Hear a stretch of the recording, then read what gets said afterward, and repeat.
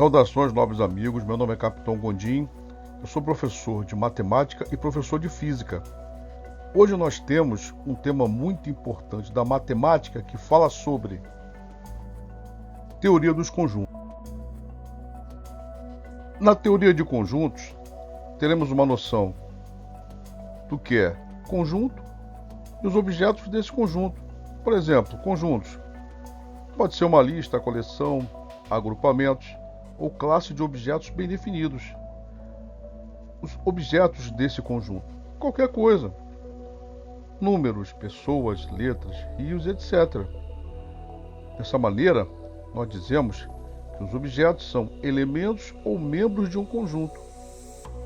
Exemplo: números primos 1, 3, 7, 9, vogais do alfabeto A, E, I, O, U, pessoas que habitam a Terra, alunos que faltaram à aula, os times de futebol do Ceará, por exemplo. Falaremos sobre as noções básicas. Conjunto seria um agrupamento, coleção, etc. Temos aqui, por exemplo, o conjunto dos times de futebol para os quais os alunos de uma classe torcem: Real Madrid, Barcelona, Manchester City. Esse conjunto está definido, então é um conjunto finito.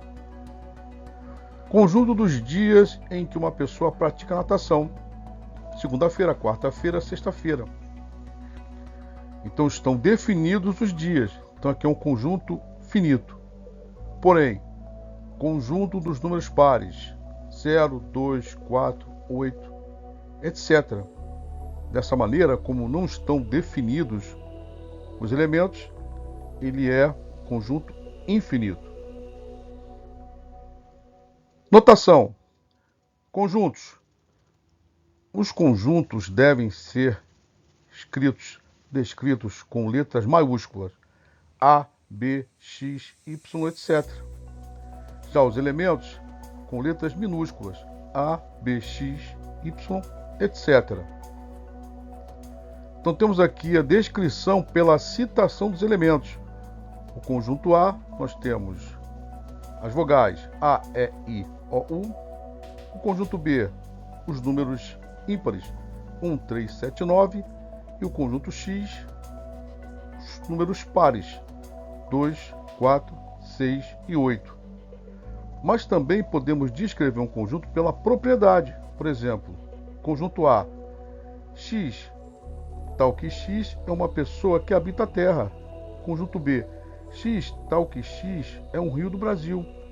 E o conjunto X diz: X, tal que X é um número positivo.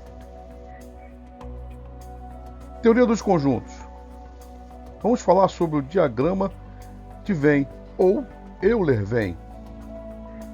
Temos aqui o conjunto A, E, I, O, U, e temos a forma representativa gráfica desse diagrama, que é um círculo. Então, A, nós temos dentro desse conjunto A os elementos A, E, I, O, U. Temos aqui o conjunto B: 1, 3, 7 e 10, que é representado o conjunto B através desse diagrama de Venn com os elementos 1, 3, 7 e 10. Vamos observar o seguinte: temos aqui esse conjunto A composto pelas vogais A, E, I, O, U. Vamos entender, por exemplo, que o elemento A, ele pertence ao conjunto A. Já o elemento B, ele não pertence ao conjunto A. E o elemento E, ele pertence ao conjunto A. Já o elemento W, ele não pertence ao conjunto A.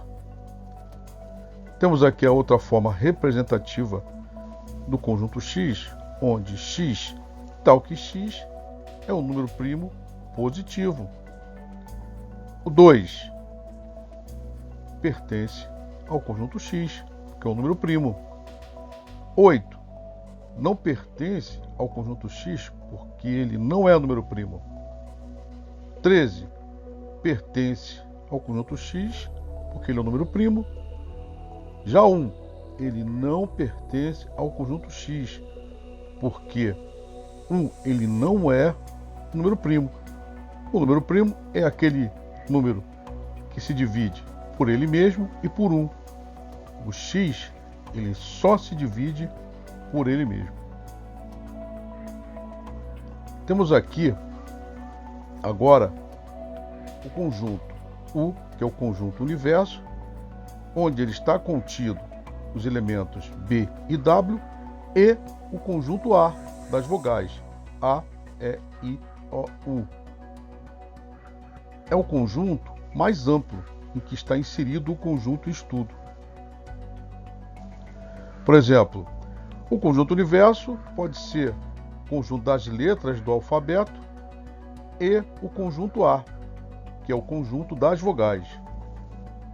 Então aqui temos o elemento A, que ele pertence ao conjunto A. O elemento B, ele não pertence a esse conjunto A. O elemento E, ele pertence ao conjunto A. E W, ele não pertence ao conjunto A, porém, ele pertence ao conjunto universo. Conjunto unitário. Aquele conjunto que possui apenas um único elemento. Por exemplo, o conjunto A tem um único elemento, que é o 2. Representando o conjunto B no diagrama de Venn, dizemos que B contém o elemento A. Conjunto vazio é aquele conjunto que não possui nenhum elemento. Ele pode ser representado através das chaves, ou seja, entre chaves, ou apenas esse símbolo de conjunto vazio. Então dizemos que o conjunto A, onde X, tal que X é um habitante da Terra com mais de 200 anos. Sabemos que o ser humano ele não vive tudo isso. Dessa maneira, o conjunto A ele é um conjunto vazio. O conjunto A ele é composto por esse elemento, que é uma letra norueguesa vazia. Esse tipo de representação não confere como conjunto dos números unitários, que nesse caso esse conjunto ele tem um elemento que é essa letra norueguesa. Então, ele não representa um conjunto vazio. Falaremos agora sobre os conjuntos iguais. São os conjuntos que somente se possuírem os mesmos elementos. Assim, um conjunto A será igual ao conjunto B se qualquer elemento de X, onde X pertence ao conjunto A e ao mesmo tempo X pertence ao conjunto B. Exemplo: o conjunto A ele é composto das letras A, B, C, D e E. O conjunto B é composto dos elementos A, B, C, D e E. Dessa maneira, podemos dizer que os mesmos elementos do conjunto A são iguais aos mesmos elementos do conjunto B. Dessa maneira, o conjunto A ele é igual ao conjunto B. Vamos observar agora esses dois conjuntos. O conjunto A, cujos elementos 1, 2, 3 e 4, e o conjunto B, cujos elementos 3, 1, 4 e 2. Observe que tanto o conjunto A quanto o conjunto B possuem os mesmos elementos, mesmo que estejam em ordens diferentes. Logo, o conjunto A é igual ao conjunto B. Temos agora o conjunto C, cujos elementos são 5, 6, 5 e 7. E temos o conjunto D, cujos elementos são 5, 5, 7 e meia. Dessa maneira, podemos dizer também que tanto o conjunto C quanto o conjunto D possuem os mesmos elementos. Logo, o conjunto C é igual ao conjunto D. Vamos observar agora aqui o conjunto A, que é composto de elementos 1, 5, 9, 7 e 10, e os elementos do conjunto B, 1, 5, 8, 7 e 10. Vamos observar o seguinte: os elementos do conjunto A, nem todos são iguais aos elementos do conjunto B. Há uma diferença. Por exemplo, no conjunto B possui o elemento 8 e o conjunto A não possui o elemento 8, assim como o conjunto A possui o elemento 9 e o conjunto B ele não possui o elemento 9. Dessa maneira, dizemos que o conjunto A é diferente do conjunto B. Falaremos agora sobre subconjunto. Dizemos então que o conjunto A é subconjunto do conjunto B se cada elemento do conjunto A é também elemento do conjunto B. Dessa maneira, o conjunto A é subconjunto do conjunto B se, para qualquer elemento x, onde x pertence ao conjunto A e x também pertence ao conjunto B. Temos aqui esse conjunto universo. Nesse conjunto universo está contido o conjunto B, cujos elementos são 9, 7, 10, 1 e 5. Observe que dentro do conjunto B está contido um outro conjunto, que é o conjunto A, cujos elementos é 1 e 5. Dessa maneira, podemos dizer que o conjunto A é subconjunto do conjunto B e que o conjunto A está contido no conjunto B, com essa representação. E podemos também dizer que o conjunto B contém o conjunto A, que tem esta representação.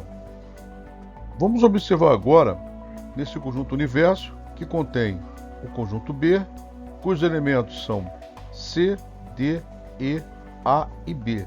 E dentro desse conjunto B contém o conjunto A, cujos elementos A e B. Neste caso, podemos dizer que o conjunto A é subconjunto do conjunto B, onde o conjunto A está contido no conjunto B e o conjunto B contém o conjunto A. Outro exemplo, temos aqui o conjunto C, composto dos elementos 5, 6, 3 e 2, e o conjunto D, composto dos elementos 3, 5, 7 e meia. Observe que o conjunto C ele não é subconjunto do conjunto D, porque os elementos do conjunto C não estão contidos, todos eles, nos elementos do conjunto D. Dessa maneira, o conjunto C ele não está contido no conjunto D. Muito importante.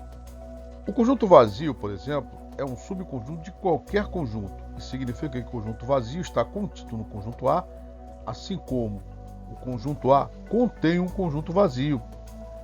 Assim como qualquer conjunto é subconjunto dele mesmo. Dessa maneira, o conjunto A está contido no conjunto A, assim como o conjunto A contém o conjunto A. Nós vamos falar agora sobre o conjunto das partes. O que significa conjunto das partes? Chamamos de conjunto das partes de um conjunto, nesse caso específico do conjunto A, e vamos representá-los com a letra N, que é o conjunto de todos os subconjuntos do conjunto A. Temos aqui o conjunto A, composto dos elementos x, y, z, onde teremos o conjunto das partes, ou seja, todos os subconjuntos do conjunto A.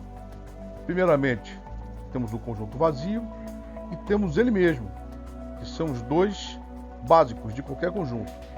Temos o conjunto unitário x, y, z, temos a combinação xy, xz e yz. Observem que no conjunto A temos três elementos, 1, 2, 3. E nas partes do conjunto A, N, nós temos 8 elementos, ou seja, 1, 2, 3, 4, 5, 6, 7, 8. Assim podemos dizer que, para que a gente identifique o número de subconjuntos do conjunto A ou o conjunto das partes do conjunto A, dessa fórmula. Número dos elementos do conjunto A é igual a 2 elevado ao número de elementos do conjunto A, que nesse caso é igual a 3. Dessa maneira, podemos dizer que o número de elementos do conjunto das partes do conjunto A equivale a 2 elevado a 3, que é igual a 8. Vamos falar agora sobre o número de elementos da união de conjuntos. Existe uma relação importante que envolve a quantidade de elementos dos seguintes conjuntos finitos: A, B, A interseção B, esse é o símbolo da interseção, e A união B, esse é o símbolo da união. Vamos observar o seguinte: dizemos que o número de elementos da união do conjunto A e B é igual ao número de elementos do conjunto A mais o número de elementos do conjunto B menos o número da interseção do conjunto A e o conjunto B, onde N A união B equivale ao número de elementos da união, NA é o número de elementos do conjunto A, NB é o número de elementos do conjunto B e NA interseção B é igual ao número de elementos da interseção do conjunto A e do conjunto B. Vamos a um exemplo. Sejam conjunto A composto dos elementos 1, 2, 3, 4, 5 e 6 e o conjunto B composto dos elementos 4, 5, 6, 7 e 8. Então nós teremos aqui a união do conjunto A com o conjunto B será igual a 1, 2, 3, 4, 5, 6, 7 e 8. Já a interseção do conjunto A e o conjunto B, que são os elementos comuns do conjunto A e ao mesmo tempo do conjunto B, no caso o 4, o 5 e o 6. Podemos então agora comprovar o seguinte: o número de elementos da união do conjunto A e B é igual ao número de elementos do conjunto A mais o número de elementos do conjunto B menos o número de elementos da interseção do conjunto A com o conjunto B. Então dizemos que a união é igual a 8, que é igual a 6 mais 5, menos a interseção do conjunto A com o conjunto B, que é igual a 4, 5, 6, ou seja, 3. Temos aqui o diagrama, onde temos os elementos do conjunto A, 1, 2, 3, 4, 5 e 6. E os elementos do conjunto B, 4, 5, 6, 7 e 8. Observem que temos a união de todos os elementos do conjunto A mais o conjunto B e temos a sua interseção do conjunto A com o conjunto B. No caso, o elemento 4, o elemento 5 e o elemento 6. Vamos aos exemplos. Temos aqui o conjunto A, que contém 8 elementos, um conjunto B, 13 elementos, a interseção do conjunto A com o conjunto B, 5 elementos. Ele quer que você determine o número de elementos da união do conjunto A com o conjunto B. Então temos aqui o diagrama de Venn, onde temos o conjunto A e o conjunto B. Para que nós possamos resolver esse tipo de exercício, primeiramente nós temos que achar os elementos comuns, ou seja, a interseção do conjunto A com o conjunto B. Depois, nós temos que verificar quais são os elementos que pertencem somente ao conjunto A e não pertencem ao conjunto B. Da mesma forma, no conjunto B, quais são os elementos que pertencem ao conjunto B, mas não pertencem ao conjunto A. Sabemos que a interseção ele já deu 5 elementos. Os valores de A menos B é 8 menos 5, que é igual a 3. Já os valores de B menos A é 13 menos 5, que dá 8. Dessa maneira, fazendo o somatório, ou seja, os elementos da união do conjunto A com o conjunto B é igual a 3 mais 5 mais 8, que dá 16. Vamos a mais um exemplo. Numa turma de 42 alunos, o professor perguntou: quem é torcedor do Grêmio? 36 levantaram o braço. A seguir perguntou: quem é nascido em Porto Alegre? 28 levantaram o braço. sabendo que nenhum aluno deixou de levantar o braço, vamos determinar quantos alunos são gremistas e porto-alegrenses ao mesmo tempo. Então temos aqui dois conjuntos, o conjunto do número de gremistas e o conjunto do número de torcedores porto-alegrenses. Vamos entender primeiramente o seguinte: ele quer saber quantos alunos são gremistas e porto-alegrenses ao mesmo tempo. Isso significa que há uma interseção entre o grupo de torcedores gremistas e o grupo de porto-alegrenses, que nós vamos chamar esse grupo de interseção entre o grupo de gremistas e o grupo de porto-alegrenses. Temos aqui o grupo que só é gremista. Isso significa que ele é gremista, mas não pode ser porto-alegrense. Já nesse outro caso, temos aqui o grupo de que só tem porto-alegrense, ou seja, ele é de Porto Alegre, porém ele não é gremista. Assim, o que ele quer saber é quantos alunos são gremistas e porto-alegrenses ao mesmo tempo. Neste caso, será a interseção entre o grupo de torcedores do gremistas com o grupo de porto-alegrenses. E nós vamos chamar de X. Nesse caso, somente quem é gremista será o número de torcedores gremistas menos o número de porto-alegrenses. Aqui nesse caso será apenas quem é porto-alegrense, mas não é gremista. Então, nesse caso, como o número de torcedores do Grêmio é 36, será 36 menos X. E aqui nesse caso, como o número de porto-alegrenses são 28, então será 28 menos X, que é a sua interseção. Assim, fazendo um somatório, dizemos que 36 menos X mais 28 menos X será igual ao número total de alunos, 42. X menos X é zero. Menos X vai ficar menos X. 36 mais 28 é igual a 64. Assim, 64 menos X é igual a 42. X será igual a 64 menos 42. Ou seja, o número de alunos que são, ao mesmo tempo, gremistas e porto-alegrenses são 22.